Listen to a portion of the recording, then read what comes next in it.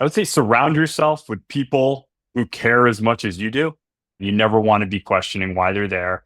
What's their motivation? You never want to be questioning their work ethic, because if you're spending so much mental time questioning these things as a leader, or at what, doesn't matter what level you're at, right? If you're thinking about that, you're not thinking about the important stuff. You're not thinking about the mission. If you're having to worry about why your teammates are even there, then you're not focusing on completing the mission. This is Facility Rockstars, the podcast that celebrates the unsung heroes of our daily lives, facility professionals. I'm your host, Jay Culbert. Join me as we honor these great leaders, sharing stories, insights, and expertise that empower us all to learn and grow together. Facility Rockstars is sponsored by Coludus, operating the way you operate in order to make your life easier. Welcome back to Facility Rockstars. I'm your host, Jay Culbert. Today, we're bringing two very unique and inspiring individuals together on the show. As former Navy SEALs, they offer a distinctive combination of discipline, leadership, and innovation that sets them apart in any environment. Their military training has instilled a deep sense of commitment and resilience, enabling them to tackle challenges with unwavering focus. Their leadership skills are honed through experience in high-pressure situations, allowing them to inspire and motivate those around them, fostering teamwork and collaboration. Furthermore, their innovative thinking is shaped by the need to adapt to rapidly changing circumstances, equipping them with the ability to devise creative solutions to complex problems. I'm excited to introduce two guests today. First, he's the owner of Battlegrounds Coffee, a member of the board of directors for Swim with a Mission, and the senior account executive at BlueBean, Sal DeFranco. And second, he is the founder and partner at Omega Path and the director of sales at BlueBean, Matt Anthony. Welcome to the show, guys. Hey, Jay, thanks for having us. Yeah, absolutely. Jake, great to be here. Thanks. Good to have you both. And I'm glad you started off with just really setting the tone, introducing me first and Matt second. I think that really kind of set things off for the right tone. You okay with that, Matt? Is it going to sit okay with you? It's feeding into Sal's narcissism a little bit, but I'll allow it. It's all good. It's better than him crying the rest of the podcast. So I have to say thank you for your service, what you've done for our country, what you continue to do for our country. Seriously, guys, we're gonna have a lot of fun today, but I want to say that to you because you've done a ton, and Matt, you're still doing it. Appreciate it. Yeah, absolutely, of course. Yeah. Honor and a privilege. Thank you. So, you guys have business experience, you've got military experience, you've got all sorts of different backgrounds, right? So my question for you is, what's been your biggest lesson learned? Matt, we're going to let you go first this time. Then Sal can go. Good choice. Yeah, I think one of the biggest lessons learned, just taking a step back and looking at holistically my career, has been to be audacious. So what do I mean by that? To take bold steps and to just to start and take those first two and three steps, right? So a lot of the time people get caught up in planning and trying to devise the perfect plan, and you have this analysis paralysis, and you end up just never starting on that journey and doing what you really would like to do. So I've had several career transitions. Each one has been pretty significant, and each one required at a certain point to start, right? To just take the first step or two, and then everything else becomes kind of easier and falls into place. It's funny, kind of in the SEAL teams, you see this as well. There's this activity called surf torture, or surf conditioning, I think. I don't know what the politically correct term is these days, but essentially they're putting guys as a team in the water, this cold Pacific, for extended period of time, and it's based off of the seawater temperature, the air temperature, ambient temperature, and they're just seeing if you can be on the verge of hypothermia and still be in it to win it. Everyone dreads this evolution, right? So it's funny, leading up to that evolution, you always see a lot of attrition. A lot of people are ringing the bell and dropping out of training. What's interesting is that attrition peaks right before and during the first 20 minutes of that evolution, and then drops to like zero halfway through. And what that tells me is like, take those first steps, just start the challenge, right? And, segment yourself, do the next thing and the next thing. Before you know it, you're halfway through and you're on cruise control, right? So I guess that's one of my biggest takeaways. Thanks, Matt. Sal, how about for you? I would say surround yourself with people who care as much as you do.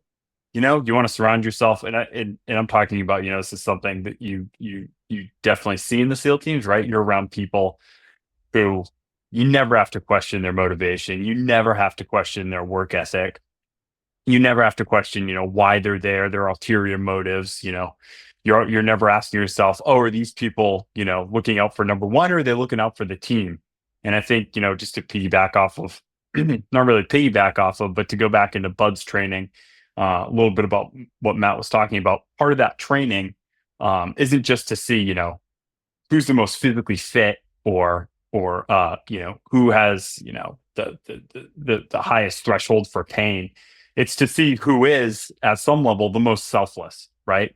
Who's willing to put the team before themselves, to put the team goals before their own personal goals, right? Who's willing to sacrifice whatever it is to complete the mission. So I think when you get into the civilian world, or rather, if you've never been in the military, something to think about, or something to definitely put at the top of your priority list, whether you're creating your own business, whether you're joining a team and have some influence over that team, some influence over how that team is constructed, you want to be surrounding yourself with people you can trust, people who care as much as you do.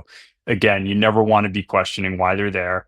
What's their motivation? You never want to be questioning their work ethic, because if you're spending so much mental time questioning these things, you're not right as a leader, or at what, doesn't matter what level you're at, right? If you're thinking about that, you're not thinking about the important stuff. You're not thinking about the mission. If you're having to worry about why your teammates are even there, then you're not focusing on completing the mission. And so I think, speaking from personal experience, building Battlegrounds Coffee Company, this is something that, we learned through trial and error. I'm not going to say, first store we opened, we had the greatest team in the world and everybody was super motivated. Everybody was rowing in the same direction and it was great. It wasn't. But, after a few iterations, we realized that is the most important thing to creating a successful team, right? You never want to be questioning why people are there. It's because of the leadership in that first case. Definitely a failure of leadership, it sounds like. Sal, you concur? I'll concur. Yeah. No, So the listeners will realize that after a little while, your brain, to defend itself, to protect itself, will just tune out Matt's voice. So I don't even hear what he says half the time. It's an evolutionary mechanism.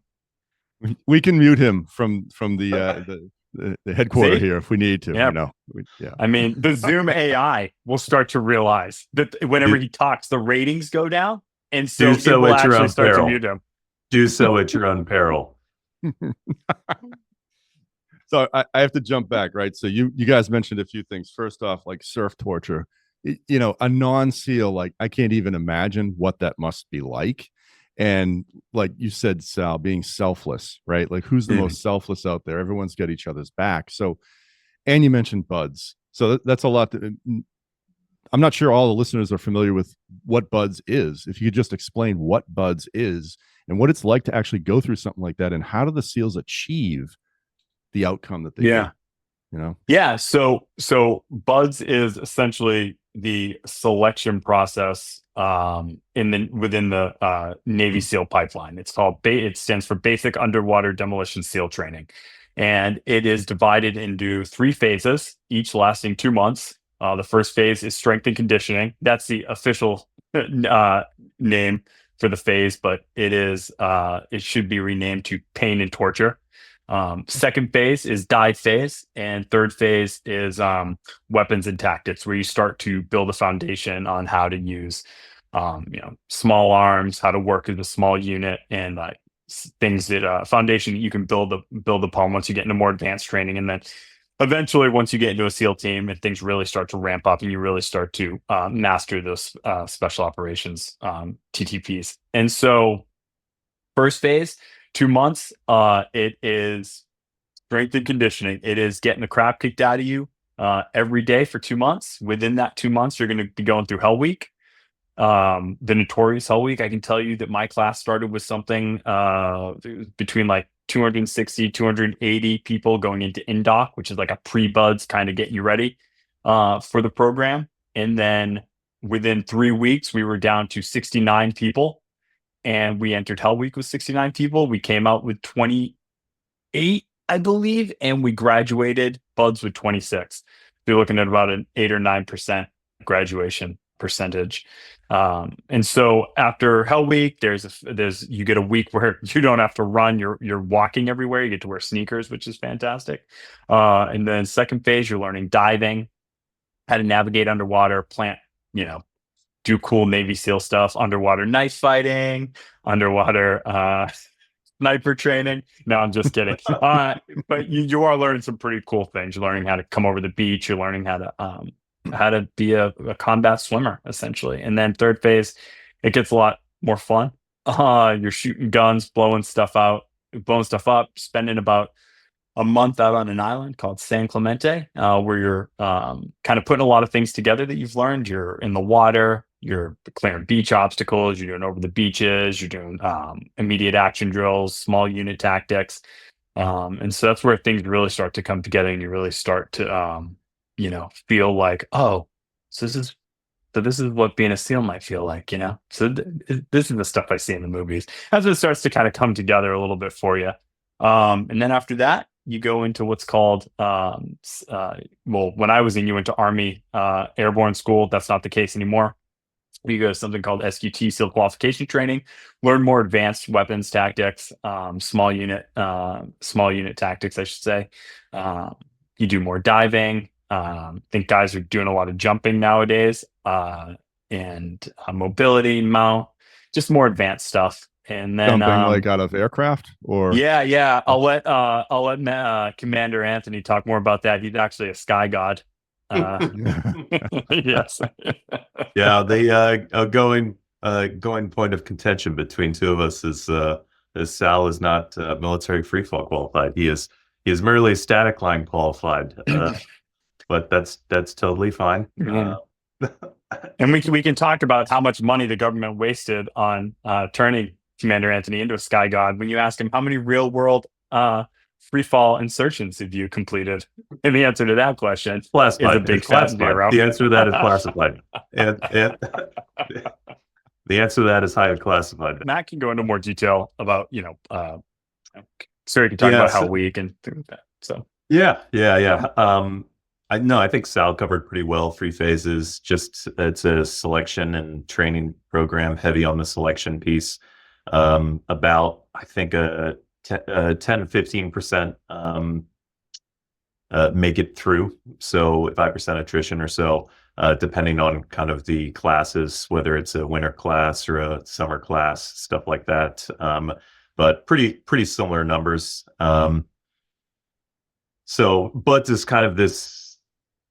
It is a common training that brings all frogmen together, and it's kind of a common touch point because everyone experiences the same thing. We have a unique training pipeline where officers go through with the enlisted. You guys go through the exact same training in order to become a SEAL, which is really, really unique. And it also contributes to kind of the flatter, more matrixed organization that exists in the SEAL teams than what people would traditionally think military consists of. Having actually spent some time in the fleet, 4 years in the fleet before becoming a SEAL, I can speak pretty well to both sides of the house, at least in the Navy. So it's definitely it definitely shapes the SEAL culture Great summary, guys. And just so everyone listening knows, I've known Sal for just over a year. Sal, I think I met you up at Jeff's place over a year ago.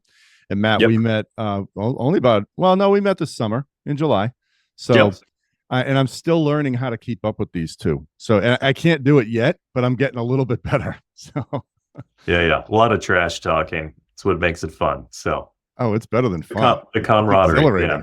Yeah. The camaraderie. So Some people don't if really we're- don't really get it up front. They're like, oh my gosh, did he just say that Sal is a narcissist? That's like a low blow. No, Sal can take it. I know he can take it. That's why I say it. If we're not making fun of you, that's when you should be worried. It means we don't like you. Got it. Yeah, registered. So I'm glad I got a bad name from you guys last week. Thank you. That makes me feel good. Yeah, we won't cover that. We won't cover it. Yeah, we will Right, not. of course not. That's for a different type of podcast. GMJ. Yeah, GMJ. There you go. I want to jump back. Two things you guys said. So I do want to go back and touch on the selfless piece, Sal, and I want to touch on be audacious, Matt. So let's do the audacious one first. So to be audacious, is that something that you just have within you, your drive, or is that something that can actually be taught? And I'm trying to get like a best practice here for anyone listening and say, all right, well, how do I just start to be audacious? How can I? Yeah, I think anyone can. I do think you don't have to be born with it. At least when I think of audacity and putting that into practice, I think some of my larger career changes, whether that was going from the service fleet and being like, hey, you know what? I know I want to be a SEAL. I'm going to do what it takes and apply and go through the program. Or, when I transitioned from the military, putting together this kind of design and this plan on how I saw my transition. Hey, I want to go to business school. I want to go to a top tier business school, and then I want to transition into something that involves constantly learning and fine tuning my business acumen, and it ended up being consulting. But putting those plans together and thinking about it and mapping that out is one thing. Actually taking those first couple steps to be like, putting it into action, that takes some courage, being willing to put yourself out there and willing to fail. This famous man in the arena quote, which I don't have memorized, but comes to mind.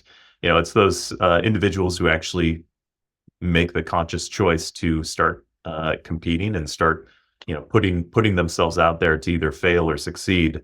That's where life actually happens. So to answer your question specifically, I don't think you have to be born with it. I think anyone can practice it, and it can even be practiced in day-to-day challenges and day-to-day goals that you have. Just get in the habit of being action-driven, and at a certain point, stop talking about things, stop thinking about them, and just do them. Do it. Yep. Man, I don't want to end that on like a Nike quote, just do it, but do it. So I'll kind of add to what Matt said. Matt and I, we talk a lot. We're great friends, and that's generous, but I'll let you have it. Yeah, Matt doesn't have many friends. I let him talk to me every. Hey, so I'm his daughter's godfather, so throwing that out there. Hearing that one, good. Beautiful daughter. So, yeah. He was on a wait list for a while, but application accepted after a month or two. No, so what Matt was saying, just to kind of sum it all up, we'll often talk about ideas that we have, right? And one thing that's always said that Matt will always say is, I know a million guys with good ideas, right? It's hard to actually put one of those ideas into action. And so I think that anybody who's ever started a business understands what what being audacious is. And so I think we can both speak to it. Obviously, listen, having, taken that step to even begin Buds, right? That's audacious. Starting Battlegrounds Coffee Company, right? With zero audacious or stupid. There's a fine line. With zero restaurant experience. That is audacious. Borderline stupid. Yes. Borderline stupid, but hey, it's been successful. It's done well for us. So those yeah, I breakfast think that a sandwiches, lot of Sal, just so you know, those breakfast sandwiches are killer. And I think it's yeah. been too long since Thank I've been you. there, but it was a couple of years ago. They're good. That's Sal's better half, Dana. Okay. Yeah. Oh yeah. 100%. My wife runs Valley Grass. Yeah. I'm like fairly involved. Everything good, that's her. All the mistakes, that's me. If you see the kitchen on fire, if you see like windows broken, and that's all me.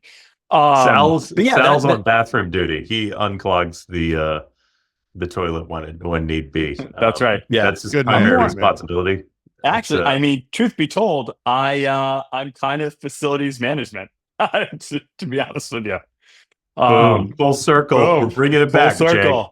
We're There bringing you it go. back. Yeah. Hey, thanks, Yeah, Sal. no, I mean, every business owner. Yeah. Every business owner understands what being audacious is. Here's the question, right? So you guys have seen the world through a different lens. So you're part of a very elite team that's only, what, 15% graduation rate at the most. My question is this: what gets in people's way?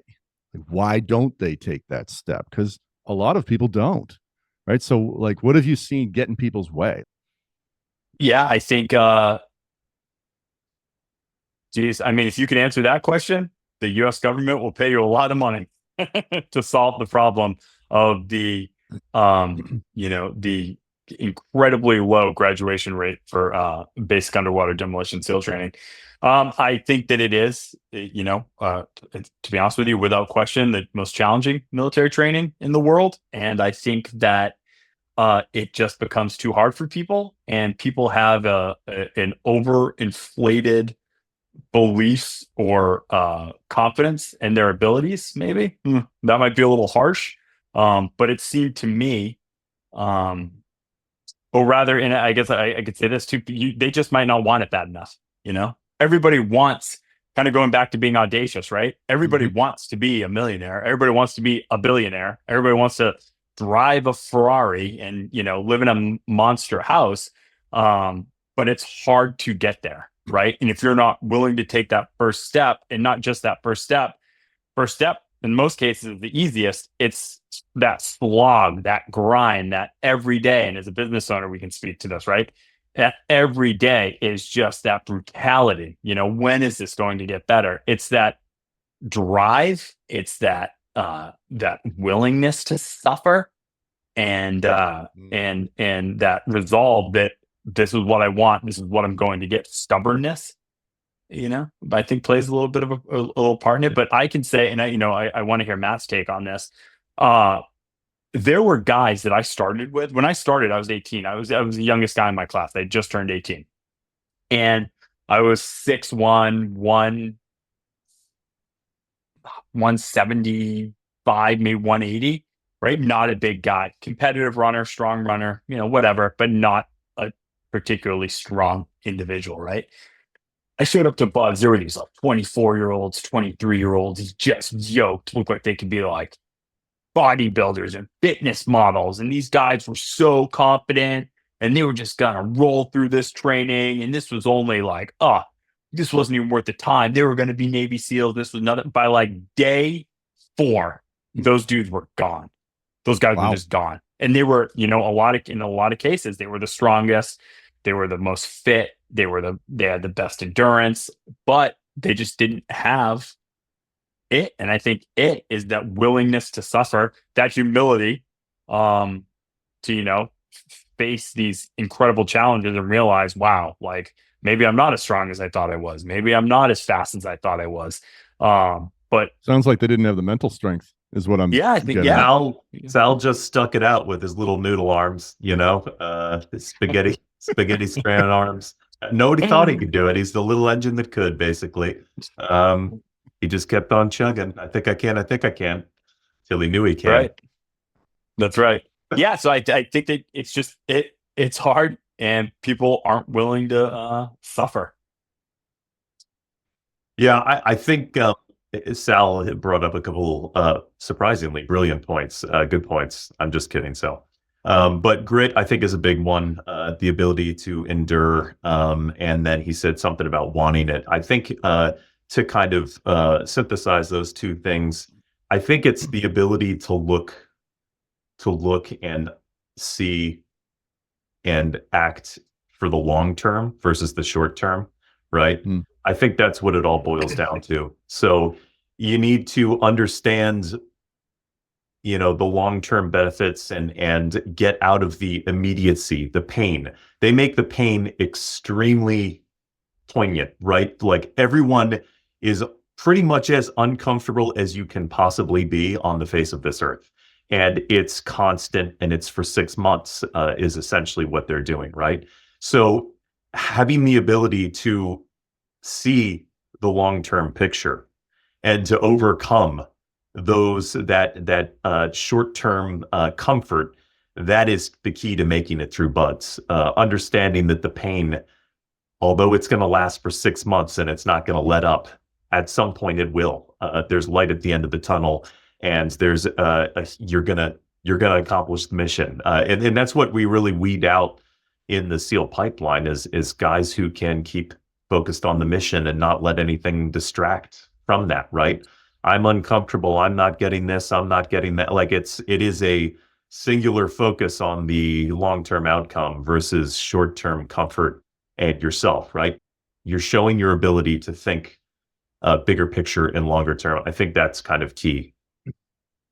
I think too, I mean, Matt and I had very different experiences. I had just turned 18 when I showed up to Buds, and then Matt was a little bit older. So when I had just wanted to be a Navy SEAL, like since I saw the movie Navy SEALs with Charlie Sheen when I was something like 8 years old, I was like, I'm doing that. And I had a problem kind of reconciling why the rest of the world, or rest of men, right? Like guys wouldn't want to do this. You're blowing things up, right? You're running and gunning. You're jumping out of airplanes. Like why would you not want to do this? And so at a very young age, I decided, like, this is what I'm going to do. So when I showed up to Buds right after boot camp, Sal, I have to say this. That's an ad right there for the SEALs. So we're going to capture what you just said. Like, who wouldn't want to do this and list? Yeah, who wouldn't want to do this? Things. And I think that question is still valid. 20 something years later. Why isn't every guy on this planet, it's not that everyone doesn't want to do it. What they know and what you see in Navy SEALs, it's the sexy stuff. It is right. The snap to this when they're jumping out the back of a C-130 in pitch black with lights on themselves. Sal hasn't experienced that, but that's okay.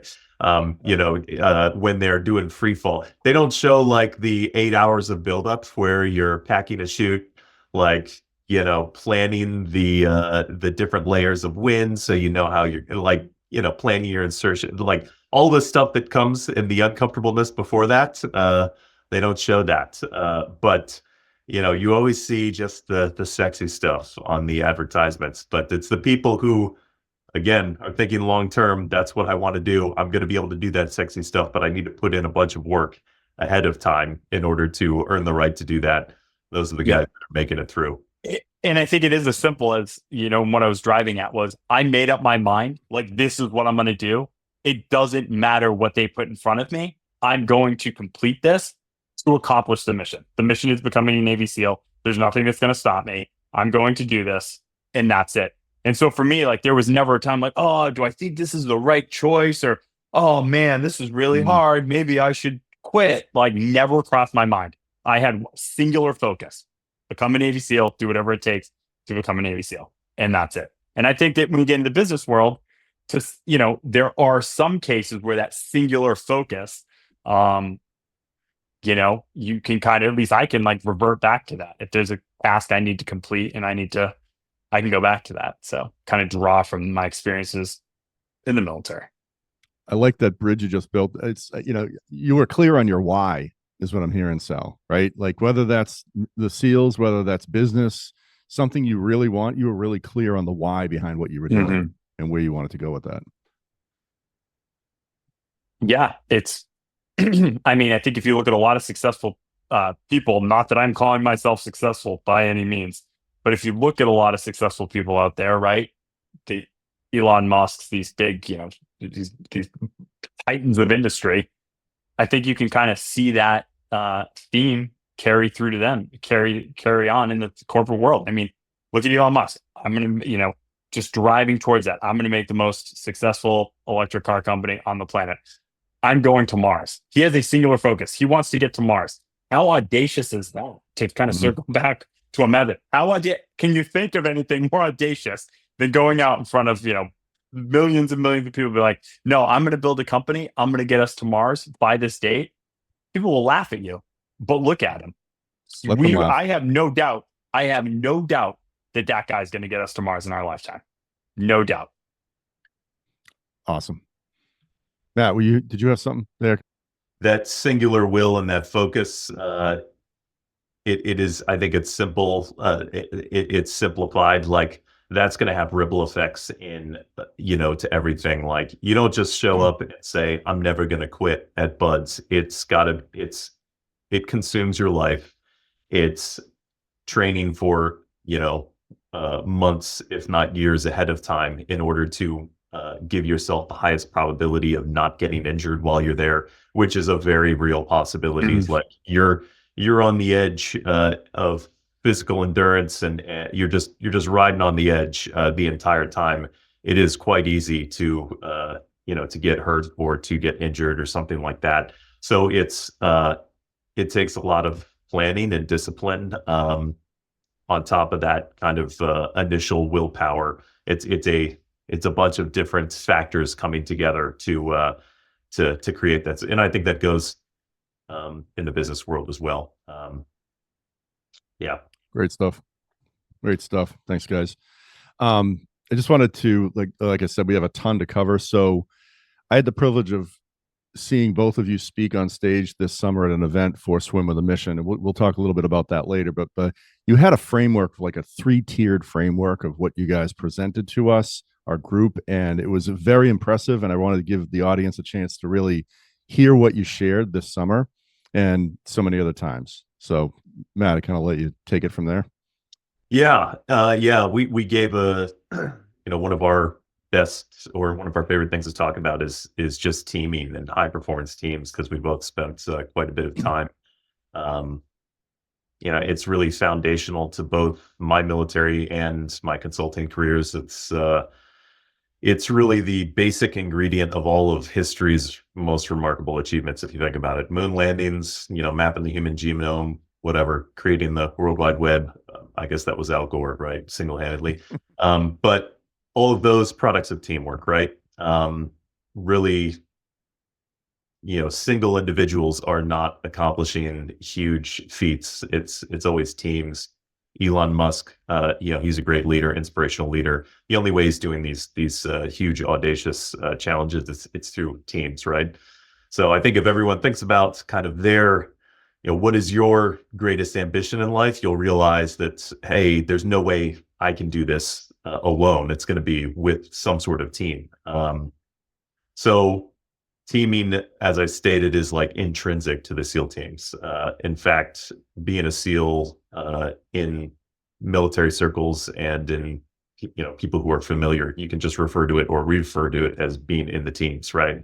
So day one in Buds, in that training that we discussed, you always have a swim buddy. You're like assigned a swim buddy, and you're told that you can never go anywhere without that swim buddy. So that's the smallest unit in which SEALs operate. You're never alone. You're always as a team. When you go to a room, you have two-person integrity.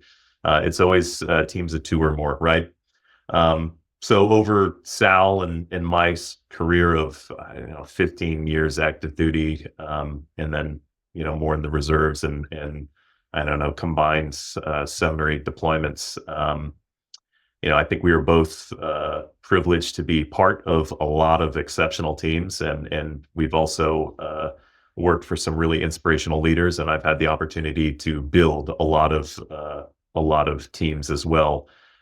So along the way, we kind of developed some best practices, and we've talked about these together. And yeah, so there's 3 of them. The first one is hard times make hard teams. Second one is stack your most critical teams. And then the third is drive innovation by mastering the basics. So we can step through each one of these and explain it a little bit, maybe tell a couple stories, and we'll have you maybe tell us when to move on to the next one, because you're the timekeeper here. No, that sounds great. Yeah, please do. Please dive in a bit, because this is really good content in here. So a lot of people, I don't know if people have been charged in their organization with organizing like a team event or something like that. As a consultant, I've seen a lot of executive teams, like leadership teams, put together some pretty interesting activities. I think one time it was building a boat and paddling it across a pool. A lot of a lot of escape rooms. We hear a lot of scavenger hunts. Some companies volunteer together or do lunch and learn, stuff like that. Building a protective cage out of straws to prevent an egg from cracking when dropped from 4 feet. That sounds like an engineering firm's. No, teamwork. No. Interesting. All right, that's a new one. Good one. Yeah, I mean, Problem that's solving, teamwork. Yeah. No, solving problems together. That's great. Still you get once in a while untangling like a human knot. Those are still around. And group push-ups, which end up looking an awful lot like a human centipede scene. But Matt's favorite movie, by the way. Actually, first time I was over his house, he's like, "Hey, man, what are you doing? Do you want to stay and watch Human Centipede with me?" And I was like, "Nah, man, I gotta go." And stay. Come on, Sal. If we were a human centipede, if the three of us were a human centipedes, Sal would Matt definitely would be in the last. middle. No, you would be last, I'm sure. So all these are great exercises, not the human centipede, but all the others they focus on problem solving, building familiarity, and having fun as a team, right? But the reality is, most people can get along and work together when things are going well, right? Even perfect strangers usually don't have an issue doing that. I don't know, this day and age, maybe. But it's really when teams are stressed and individuals are uncomfortable where the dynamics become interesting, right? And that, in reality, if you're doing something important, if you're going after some big goal, some big challenge, things are going to get serious. You're going to be stressed, you're going to be tested, right? During our times in the teams, I realized that kind of the best way to build really strong, resilient teams is by doing hard things together, right? So when you get in these stressful situations and the patience wears thin, emotions and impulses kind of take over your discipline and self-control. That's when all of our primitive selves emerge, right? Your true self emerges. And often you're seeing a side of yourself that you don't like, or a side of your teammate that you don't like. It's all how you deal with that and overcome it, and keep mission focused. That's what matters, right? It's scenarios like those that really set the ideal conditions to transform a group of individuals into a cohesive, strong team, right? Matt, I have a question on that. So is it clear purpose? Is it the psychology of the group? Is it personality types? What are the things that you found to be the most successful in terms of keeping that team together and strengthening it during those hard times? Yeah, that's an interesting question. What are the ingredients of a good team? And I'm going to quickly probably get out of my depth, because I don't have any of these studies or articles with me. I know Google did a study on this. Hey, is it personality driven? Is it is it intelligence? Is it diversity? Is it what makes a really cohesive, high performing team? I think it's a mix of a bunch of different ingredients, but I think one of the things that does impact some of the variables, personality for sure. The way you structure it, the way people are incentivized, right? How clearly articulated is the mission or the purpose for that team, and why you're there, and how much are people bought into it. And I think that kind of falls on your leaders to well articulate and to get everyone on board and get that buy-in. Also, I think a big one is team norms, right? So having the ability to set team norms which are conducive to a set the conditions like, hey, everyone, we want to hear from everyone. Don't be afraid to speak up. Like, no ideas are bad ideas. Having a comfortable exchange of ideas and a kind of an environment where reason, logic, and process can fully kind of drive the show, and putting the egos and the emotions to the side. Those are some things I think that really influence how a team is run. Right, expectations. One of those key points of building listen, a lot of ingredients go into building a strong team, right? But one of the things you said was like motivation, incentives, things like that. And if you go back to one of the first question that I answered from you, what are some things that you learned, in the military that you can kind of transfer into the civilian world or into the corporate world? I own a small business, so it's not really corporate, but and I said, surround yourself with people you trust, right? People that you never have to question why they're there, what their motivation is, what their end goal is, things like that. And that just ties right in kind of to what Matt was saying, just building that team. And that is why that piece for me is the key ingredient, right? Is understanding people's motivations and their incentives. And just kind of to circle back on what Matt, what we're talking about, hard times create hard teams. I mean, essentially what you're doing during these hard times, you're forging resilience and adaptability, right? And you're creating experiences during those moments that you can always kind of go back to. And draw on for, whether it's motivation for your current challenge or, whether you're facing hard times, you're in a tough situation and you're doubting yourself. You can always kind of go back to those hard times and draw from that well, right? Essentially, when you're in a hard situation, you're digging a well and you're always going to be able to go back to that well when you get really thirsty. And so just to speak to kind of really bring this home, I sustained a brain injury in 2008, and it was a serious brain injury. I was in a coma for a few weeks. Took me like 5 years to recover from, but I distinctly remember, right, having these conversations with myself, when I was, in a wheelchair, walking around with a helmet, had half my skull missing, was, having trouble remembering things and doing simple math problems and just really having to relearn a lot of basic human skills. I remember having the conversation, this is not going to be the most challenging thing I've ever done. I've already done things that are harder than recovering from this injury.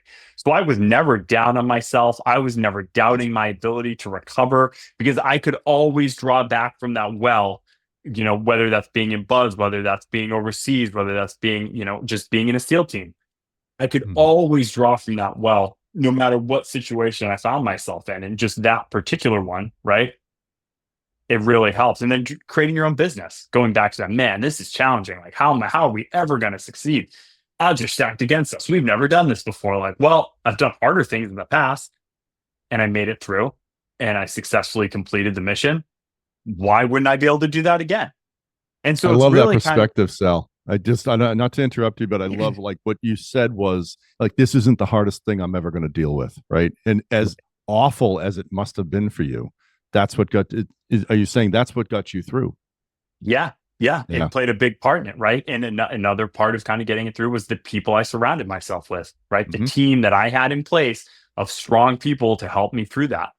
And so it kind of all ties in. I know we're talking about how, the things we've learned and the things we've experienced in the military, how they can be applied to, the business. I'll use the business world, right? But they can also be applied to like your personal life, right? Like, sure. The challenges you find in your daily job, okay, in your profession, those probably aren't the most challenging things that you're facing, right? We all have stress at home. We all have stress in our personal lives, right? And so whenever you go through these hard things, especially with a team, because that kind of creates a kind of even a deeper well, right? Not only did you experience that, but you experienced it with other people that you can go back and rely on. You know, you can rely on them when things get hard, or if you ever need their help. It creates a bond, a brotherhood, a sisterhood, whatever you want to call it. But just to kind of really drive home what Matt is saying, that hard times create hard individuals create great teams.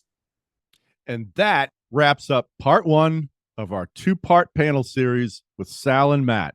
What a great leadership and teamwork discussion with these guys. We'll be back with Sal and Matt next week, same time, same place. Thanks, everyone.